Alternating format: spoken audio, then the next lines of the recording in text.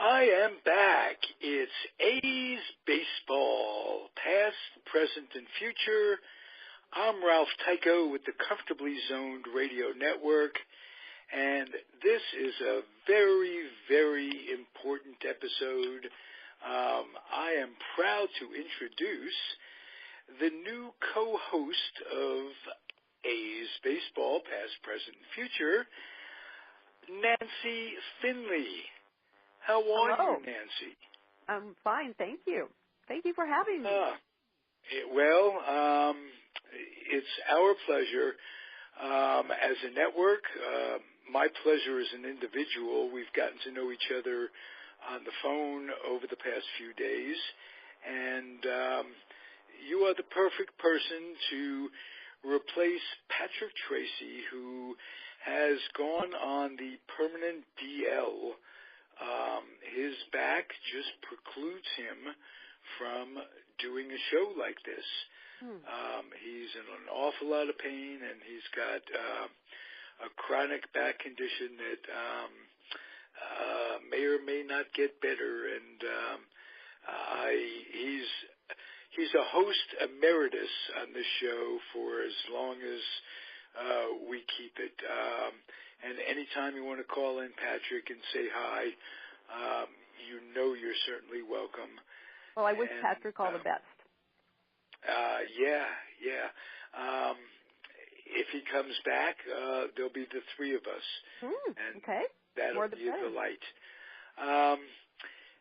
The name Finley, sounds familiar to a lot of A's fans. And I want to keep it out there, the history. It should be. Yeah. There should be Finley fries or something named after us. I would settle for right. Finley. You would think that it isn't just a coincidence that Nancy Finley gets to be on the show about the A's. Is it just the name, Nancy? Are you pulling my tail, or do you have some connects with the Finley clan? I'll bet you do. I was in the middle of it. I had a very unusual childhood in the sense of being raised alone by my bachelor father, who ran everything in Oakland from the age of 12. We were in Kansas City when I was much younger, and my cousins were there all the time. Oakland was different. Oakland was very far away compared to Kansas City. So the family didn't come in as often, and here I was, an only child with Dad. So the Coliseum was where I was when I wasn't at school. Wow. How cool is that? What a cool... And you took to baseball. It wasn't something that had to twist your arm. I was born into it in a way. I mean, I realized I never went in the regular way. We always went in a back door, but to me, that was how you went in. Right. Special entrance type and thing. I know that because I got caught out on the outside one time playing with those doors that go around in Kansas City, and I didn't know they didn't swing back. I was alone in the stadium with Dad at that time. The team was on the road. But anyway, that just shows how naive I was about how people went in. Nancy, tell us about the relationship that your dad had with that Charlie O., who is either your uncle or your dad's cousin. That's a mystery to me. As a small child, I was told, come to Uncle Charlie. Uncle Charlie's here, and my cousins called Dad Uncle Carl, and it's a big family. And when my grandfather had moved from Alabama to Dallas, Texas, that's where a lot of his family wanted to go. And then Uncle Charlie, as I call him, his family had to go to Indiana for employment because a recession had hit Alabama, and Uncle Charlie really, really adored my granddad. They were a lot alike, I hear. And Uncle Charlie's dad was my Uncle Oscar, who actually seemed more like my dad. So they were brothers. Our grandfathers were brothers, and they were close. And I know that Uncle Charlie and Dad seemed closer than they were to their brothers. They each had one brother, one younger brother. But they just, no one really saw them with the brothers. I know Uncle Charlie was on the phone with my granddad, apparently all the time around the time when he bought the team. And this is before my dad came into the picture. My dad was a high school principal in Dallas. And Dad had gone to law school, but he wanted to be in education and move up. And Granddad was not happy about that. He wanted him to be a lawyer. But Dad's emphasis was business. He had an MA in journalism. And it was a perfect fit. For a number of reasons. First of all, there had to be a lot of legal issues that your dad was able to take care of, and this really clears up a big misconception that Charlie was just running the team from Chicago, and he wasn't doing much of a job. He just put a relative out there to kind of answer the phones, this, that, and the other thing.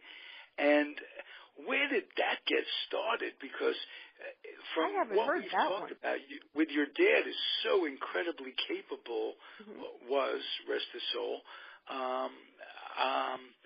that it was an image that you guys, collectively, the Finleys, put out towards the press. And it couldn't be further from the truth.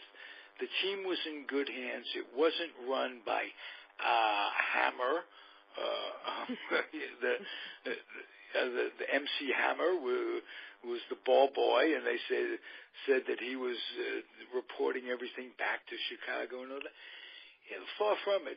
The team was in capable hands out here, as witnessed by, how about this, 5 pennants in a row, and 3 world championships mixed right in the middle in a row. The last dynasty. Pardon me? Consecutive World Series. Consecutive, yes, absolutely. Yes. We haven't seen that since the New York Yankees put together 5 in a row. That was from 1949 to 1953. Now, it brought my attention that they did the same in 98, 99, 2000. But you don't hear much about that. No, I don't think they had three consecutive World Series. Okay, someone told me that, and I said, okay, well, then no one has matched that record. No, no one has matched 3 consecutive World Series. With 2 playoffs. With dangling. Wrapped around. Right, wrapped yes, around. I like that. And remember, people have to remember that when Dad came in, he did not have any MLB background, and the same for Uncle Charlie. He owned an insurance company. And I know a lot of people have asked, well, didn't he play at all? Wasn't he involved in anything? Yes, maybe he played on a team in his hometown or something, but it wasn't. People want to hear that there's some kind of background, because within 10 years, look where they were. Well, he was considered to be your Uncle Charlie, and a baseball innovator. Besides having built that team, having scouted and signed players like Catfish Hunter, gave him the nickname. Odom, and he had a flair for nicknames and showmanship. He also had a lot of moxie. He asked Spider Blue if he wouldn't change his name to True Blue, and Spider told him no in kind of uncertain terms. But Vida was still a really great player, so just, that's fine. Right. No question about that. Yes. a lot of the players had disagreements with Mr. Finley, but you know what? It bound them together. It did. And they were like one thing that they. Yes, they were his kids. Yeah. He looked at them like that. Well, yeah, and some people look at their animals like kids too. You know. Yes. Yes. I understand that. It was with Charlie. Well, actually, I don't know if you know this, but Uncle Charlie had a weak spot for animals. Oh yeah, with the mule and the caged monkeys, the petting zoo in Kansas City. And that's before my time as an I followed them when I was in New York. They were almost, when they were in Kansas City, they were almost a farm team. That was until they were purchased by us. That's true. Right. They were. And then when we took over, the petting zoo was created. Actually, Uncle Charlie put $500,000 of his own money into that stadium because he was so excited. I have a 1961 Sports Illustrated article that's really good, and it talks about what was being done. And it's before everything hit the fan, and that happened in August 61. But this article was from June 61, and it was before Dad joined, and it talks about the caged monkeys, and they were named after uncles of Uncle Charlie's. You know, you get that. Really? Yes. Interesting that I named my dog, my kid's dog, when he was a little boy, I named him after an aunt who I particularly disliked in the family.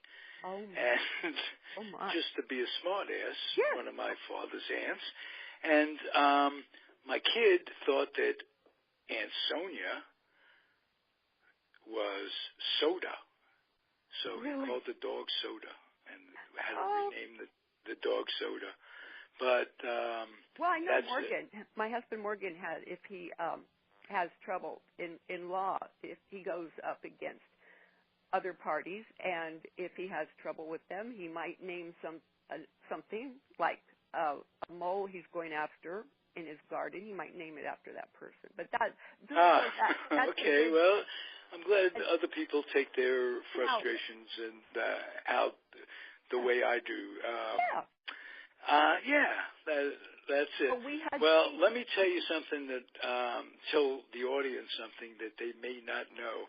How did a self-made man accumulate enough money to buy, become an owner in Major League Baseball? Things were a little different then. He didn't cost him $60 million to get for a down payment, but at that time, those premiums coming in. Right. Well, I'll tell you what. This innovator in baseball, and he was a terrific innovator in baseball, but preceding that, whatever the word is, was his flair for the insurance business, not only as an insurance agent, but as an entrepreneurial genius. He was, unfortunately, he was stricken with what he had, the same thing Red Shadings had, TB, yes. Tuberculosis. Oh, yeah, the whole family's talked about that. Oh, yes. Right, and he gets to spend, sadly enough, a year in a tuberculosis clinic or whatever it was. I know they called them, yes, the place. I don't know. It was just where you had a lot of fresh air. There was a place where you'd go and you'd be set aside from folks because it was very catching and this, that, and the other thing. And he's there and he's communicating with doctors all the time. Just, long day, and he's a bright guy. He's chatting with guys. And just like Thomas Edison or Henry Ford, rather, Henry Ford says, as an inventor, you find the need and you fill it. Mm-hmm. Well, the need for these doctors was not so much life insurance, but because you're dead, you're dead. Yes, yes. Most doctors, most humans, most people know about life insurance, and they insure their debts and they insure their obligations, this, that, and the other thing. But disability insurance for doctors, group disability, he set this up, that a program where he dealt with the AMA. So basically, they did all of the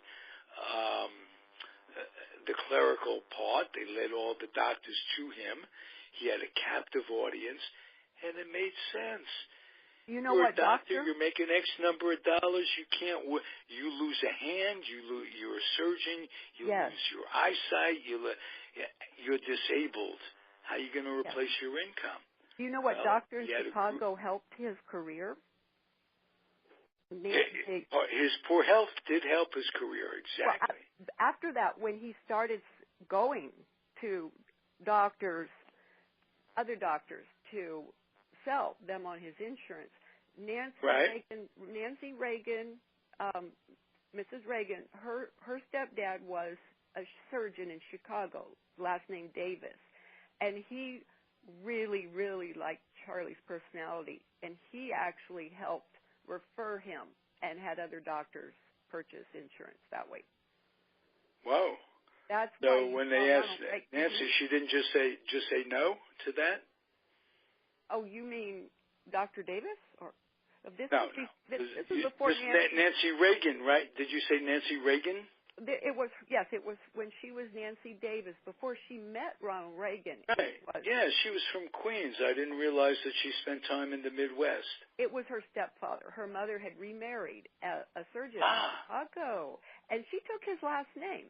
And he helped propel Uncle Charlie's sales, and that's why we had Reagan at the games a lot when he was even just governor and then president.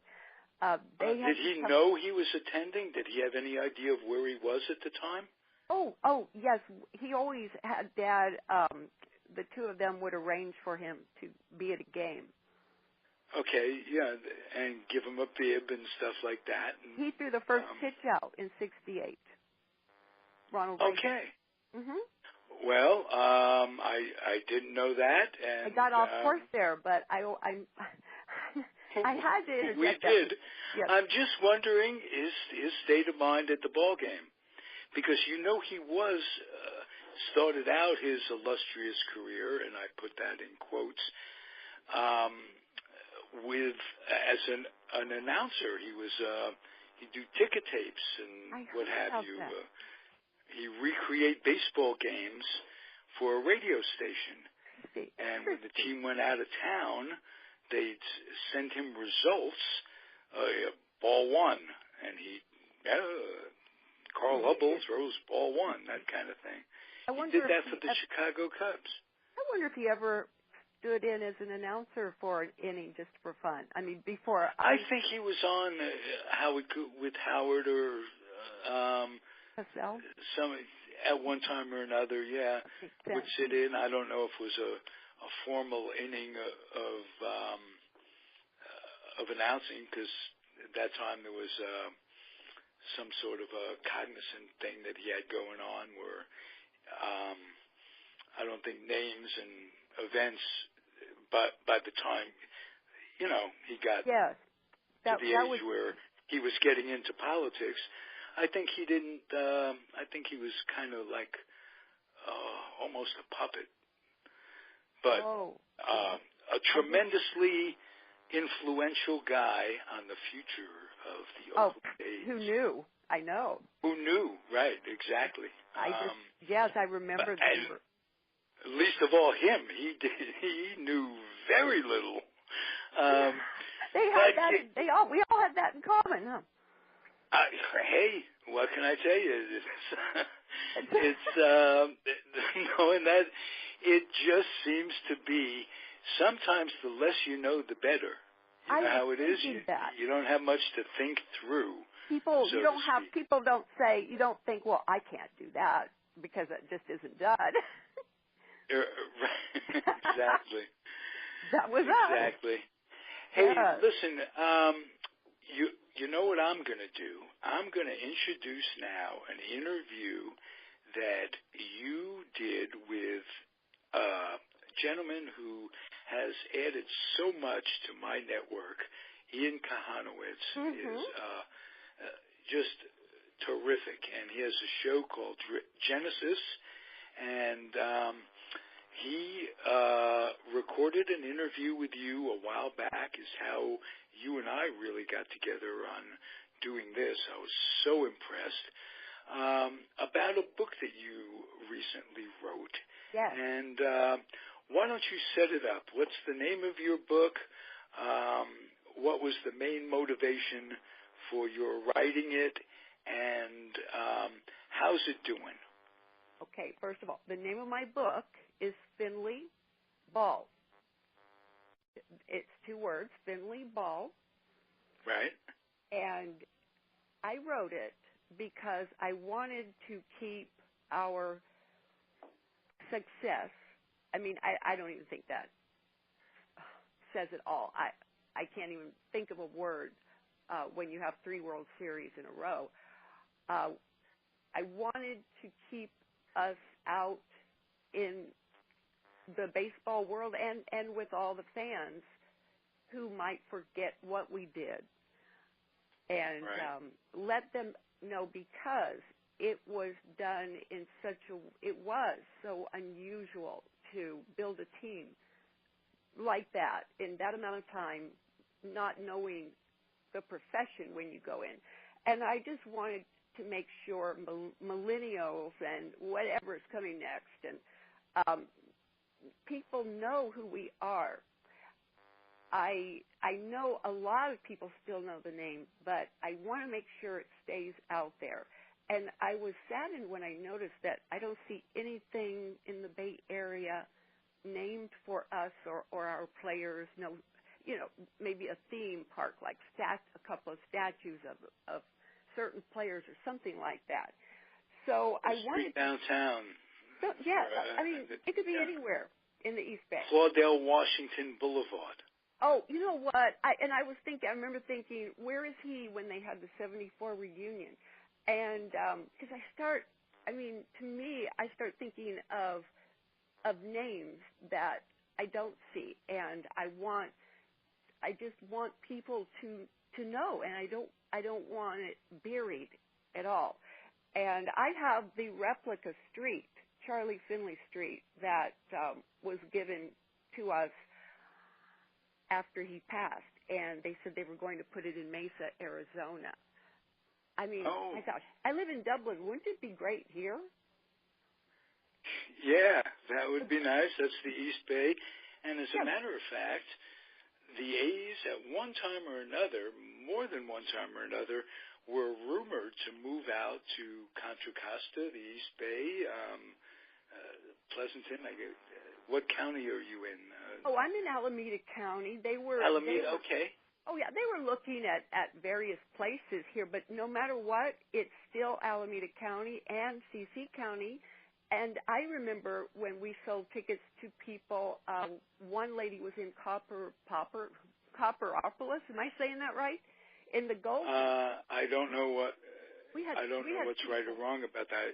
I don't know the people, city. It's these counties actually all contributed and benefited. So it doesn't have to be. I mean, I think for a theme, it could be anywhere around here. I do think the Coliseum should have a waterfront and compete with the Giants. Wouldn't that be cool if they were playing games at the same time? Well, it would be cool. I'll tell you what would be really cool if the A's get their stadium built. I'm all for Jack London Square. Oh, yes. And you could have the two gems of ballparks facing each other. Yes. And that'll be great. And it does look finally, almost by default, because the Warriors are in the process of building an arena or trying to get it approved in San Francisco, so they'll be leaving the East Bay. The Raiders are gone. They're going to be in Vegas. They're going to play out their lease while the stadium is being built down there. And the city of Oakland cannot afford to lose all three teams. They will keep the A's, much to my glee and joy, because, as you know, I'm in Alameda. You used to live in Alameda. It's literally within walking distance of the stadium, and I've been known to, on many occasions, to walk across a couple of bridges, and boom, boom, boom, you're there. You don't have to worry about parking or anything. That's right, and I think that the water, you're right, the water is the key, and it will happen. It's thank goodness it started, and it will. It will happen. Now, we've primed everybody for this interview. We're going to close our segment out. I'm going to fix it because I could edit these two things together because I'm a smart guy, you know? Hey, I start talking so much. So anyway, thank you for allowing me to do that. No problem. And we'll put those together, and just people out there enjoy the dulcet tones of both Ian Kahanowitz and Miss Finley, Miss Nancy Finley, our new co-hostess on the Oakland A's. Next week, we're going to go at it, and we're going to do something that we haven't done on this show for a while because we've been in flux, but I want to do an analyzation of what's going on in the A's organization now. I see a lot of positive things, and the future is bright when money is freed up. Once the stadium thing goes in, there'll be guarantees of future money. It'll be easy for them to keep up and not have to be on the dole of Major League Baseball not because they're in a small market. Make no mistake, Oakland is not a small market. They've just been playing in a dilapidated ballpark that was once a beautiful baseball stadium. The Raiders came back. Al Davis forced them to close it off and built this Al Davis wall, closed off the view of the Berkeley Hills. That was horrible. It was we got a lot to talk about in the future, and we're going to clear up a lot of misconceptions about Oakland A's history, how things were done, why they were done, and I'm fascinated by the intrigue that set up a veil that Charlie Finley set up so that we didn't know really what the hell was going on at all. And you're going to answer questions, and it's going to be tremendous. So if you're an Oakland A's fan or a baseball fan, keep tuning in to this particular show on the Comfortably Zoned Radio Network. Thank you, Nancy. You're welcome. I am thrilled that you're joining us, and we'll catch you next week. Right. I'm looking forward to it. Same time, same bat channel. Thank you. That's what Al Blumpkin would say. And whatever Al Blumpkin says on this network, you could depend on. Right. Thank you. That's all I'm telling you. You get to know the folks around here.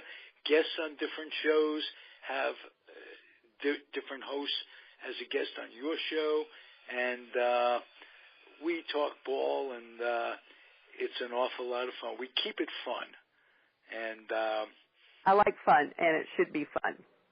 It should be. Go by fast. Fun. It should be get done. I don't remember who said that originally. Some scholar, I'm sure. And you are a scholar. We talked last night. You went to USF. I just want. Am I correct on that? Or? Yes, I broke the mold. My parents went to SMU in Dallas, Texas. Southern Methodist University. Everybody thought that was an oxymoron. Should be Southern Baptist. You're right. And any of that. The university. What are you talking about? Well, go color in the corner. We'll call you when Jesus comes back. But it didn't turn out that way. Who knew, as you said? I know. Okay. I'm holding back from talking anymore because I have so much to say. Okay. And there will be a pop quiz. Scream at me for 2 my weeks. blast. Okay, I know where I'm headed. I know where I'm going, and it's in a handbasket. Okay. So, all right. See you next week, Nancy. See you all. Okay. See you all next week, everybody. Thank you. Stay tuned for more Nancy with Ian Kahanowitz from Genesis. Adios, everybody.